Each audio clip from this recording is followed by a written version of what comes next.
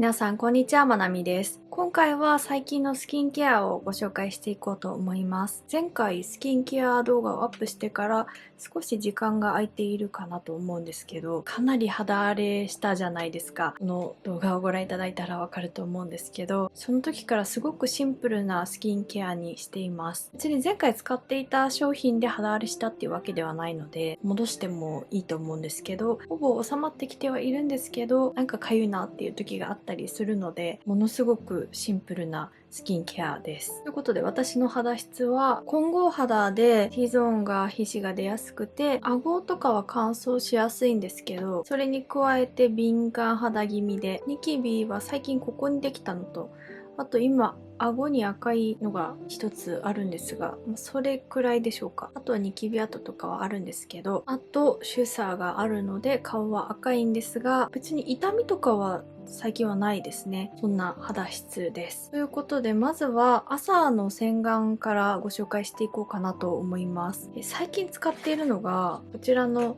ドクターエルシアのアミノ酸ジェントルバブルクレンザーで、泡で出てくるタイプの洗顔料です。スキンケアも撮影しているので、その動画を挟みながらお話ししていこうかなと思うんですけど、メモも携帯に撮っているので、これを使いながらご紹介していきたいと思います。で、今お見せしたドクターエルシアの洗顔料はココナッツオイルベースの洗顔料らしいんですけど、別にベタベタするとかもなく、洗い上がりはなんて言うんでしょう。さっぱりすぎず、汚れだけ少し落としてくれるような感覚で、皮脂を取りすぎたりもしないですし、すごいしっとりするっていう感じでもないかなと思うので、本当に無難に使える洗顔料で気に入っています。17種類のアミノ酸が配合されていて、さらにヒアルロン酸やセラミドも配合しているので、乾燥しない仕上がりになっています。ツルマンネングサでバリア機能サポート、ゴマ種子エキスでハリと弾力ケアって書いてあるんですが、すごいこの洗顔料を使ったからといってとても肌の調子が良くなるっていうよりは、今の安定している肌の状態をそのまま続けてくれるみたいな感じで、カサカサになったり痛みがあったりとかしないので、敏感肌の方でも使いやすいかなって思います。柑橘系の香りって書いてあるんですけど、毎日洗顔していてそんなに気になったことがなくて、今手に出してみましたが、そんなに柑橘系の香りはしないかなと思います。ただ私はそんなに鼻が効く方ではないので、匂いに敏感な方が嗅ぐともしかしたら気になる方いらっしゃるかもしれません。でも全然私は感じないですね。で、泡はですね、そこまで濃密ってほどではないんですけど、普通に優しく洗顔できますし、あと泡切れもいい方なので、すすぐのに時間がかかりません。急いでる朝とかでも使いやすいかなって思います。この洗顔料おすすめですし、その後朝はですね、化粧水とあと乳液を使っているんですが、化粧水はこちらです。松山油脂の M マークシリーズのアミノ酸浸透水です。これはですね、一昨日とかに使い切って詰め替え用を入れたので、新品のように見えるかと思いますが、リピートしている商品です。最近っていうほど最近でもない気がしますが、リニューアルしたって確か書いてあったと思うんですけど、成分が少し変わっているのかな？成分が追加されている気がしますが、このジラウロイルグルタミン酸リシンナトリウムかな？が追加されているんですけど、特に使用感は変わっていないかなと思います。3月ですね。3月にリニューアルしています。で、グリセリンフリーで、ベタつかないんですよ。結構保湿力が高すぎると顔が痒くなったりしてしまうんですけど、これは全然普通に使えますし、保湿感もそこまで高くはありませんが、やっぱり塗るのと塗らないのとでは違いますし、ぜひ姿勢肌の方とか混合肌の方に使っていただきたい化粧水だなって思います。これは8種のアミノ酸が入っているのと、あとソルビトールとトレハロースが角質層内の水分量を適切に保ってくれるって書いてあって、とっても使いやすいです。原料の匂いは多少するかなって思いますが、全然気にならない程度で、あとは先ほどお伝えしたようにグリセリンフリーで、アルコール、香料、着色料、鉱物油、シリコンフリーです。肌が弱い方がリピートして使っているっていう印象がある化粧水です。で、次に使っているのがこちらのトゥベールのナノエマルジョンプラスっていう乳液で、乳液っていう名前なんですけど、化粧水みたいに使える、さらっとしている乳液です。本当にこれおすすめしていただいて使ってよかったなって思った商品なんですけど、もうこのくらいしか残っていないので、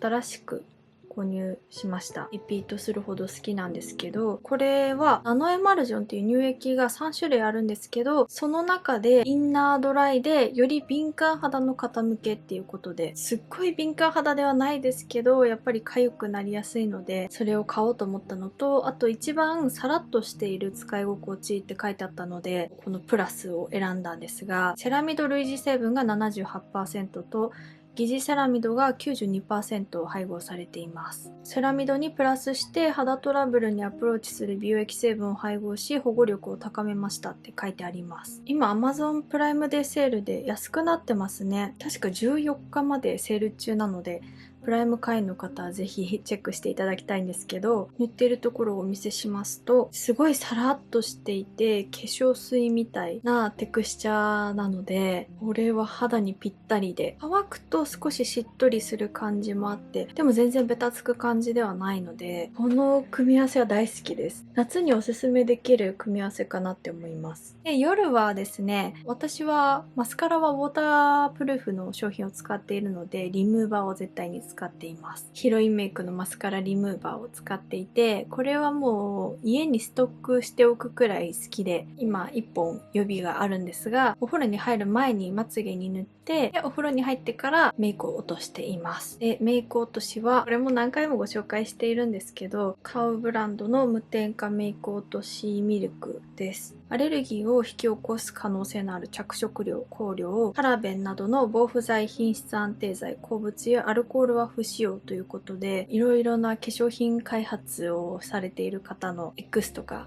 インスタグラムとかを拝見しているので、品質安定剤はあった方がいいものもあるっていうのは理解しているんですけど、このメイク落としミルクはとりあえず品質安定剤を使っておらず、でも商品の安定性を保つために不純物の少ないハイグレードの原料を使用したり、香料を配合しないため原料臭の少ない原料を採用しているっていう風に書いてあります。香料配合していないのはいいんですけど、すごい臭かったりする商品ってありますよね。こういう匂いを隠すために香料って入っているのかって思うこともたまにあるんですけど、これは別に臭くないので問題なく使えます。匂いもほぼないです。素肌と同じ保湿成分、セラミド、ヒアルロン酸、アミノ酸を配合していて、皮膚科医によるアレルギーテストと敏感肌の方によるパッチテストも実施しています。で、私は今日もベースメイクはパウダーファンデーションなんですが、そういう軽いメイクをしている時にぴったりで、他にも普通にクッションファンデーションとかリキッドファンデーションを使った時もこれで落としていますが、多分肌質的にファンデーションが落ちやすいタイプなので、かなりこれで落ちます。多少肌に残ってしまったなっていう時でも、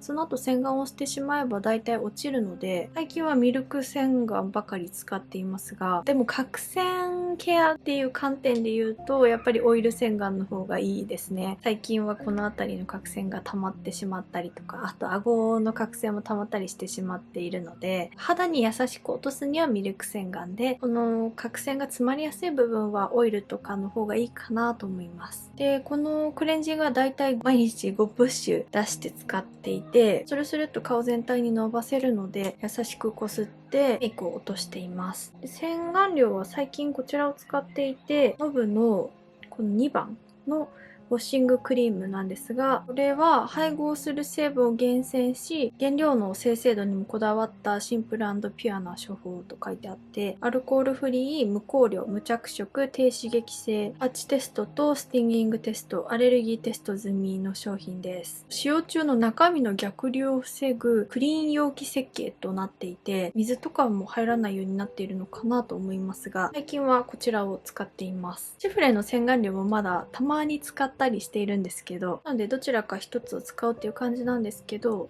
とりあえずこちらの方が最近は頻度が多いのでお見せしております。香りはないですし、普通に白い洗顔料で、最近はずっと手で泡立てて使っています。そんなに泡々になるまで頑張って泡立てずに使っているので、肌を刺激しないようには気をつけているんですが、これも洗浄力はそこまで高くなくて、でも汚れはしっかりと落としてくれますし、洗い上がりも突っ張らないので、より用として使っております。で、その後、お風呂から上がっったらまたこの化粧水と乳液を塗って主査用の薬を塗ったりしているんですけど、最近その薬は忘れて塗っていませんでした。こんな感じで肌荒れしてからはより成分がシンプルで肌が荒れないような痒くならない商品を使っております。そろそろ痒みも収まってきて、たまにあるはあるんですけど、あとマスクをした時とかは痒くなりやすくなってしまったんですが、かなり落ち着いてきたので、アクチオールぐらいの成分なら使えるんじゃないかなと思って毛穴ケアをしておきたいので試そうかなと思っているんですけど、また肌荒れするのが怖くてどうしようかなって迷い中です。とりあえず今のスキンケアは本当にシンプル、痒くならない、保湿もしすぎず